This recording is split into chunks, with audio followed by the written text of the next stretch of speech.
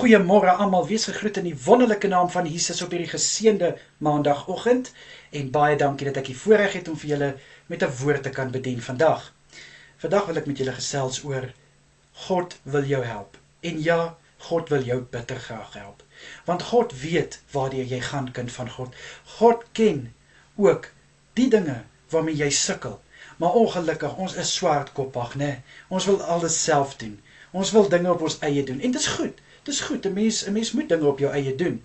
Maar soms is daar net 'n plek in jou lewe wat jy net moet sê, weet jy, nou is dit nie meer ek nie, maar nou is dit God. Nou moet God my help. As ek gou 'n storieetjie kan deel met julle, vandat ek my sig verloor het, is ek ook baie hardkoppig. Ek probeer nog steeds dinge op my eie doen. Ek probeer nog steeds dinge self doen. Maar soos laasweek sukkel ek met iets op my tablet.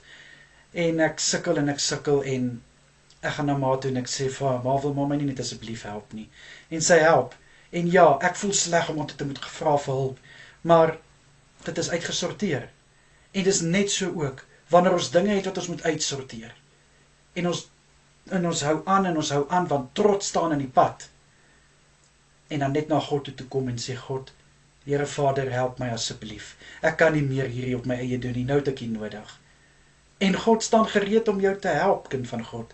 Hy staan gereed, hy wil jou help, hy wil daar wees vir jou. Want Jesus Christus weet ook waardeur jy gaan.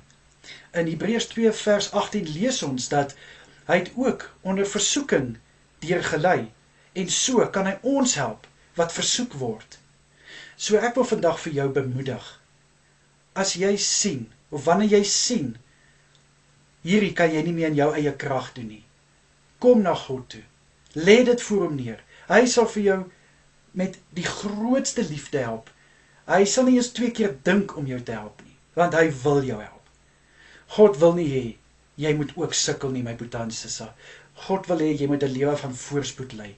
En soos ek vroeër gesê het, ja, is goed om dinge op ons eie te doen.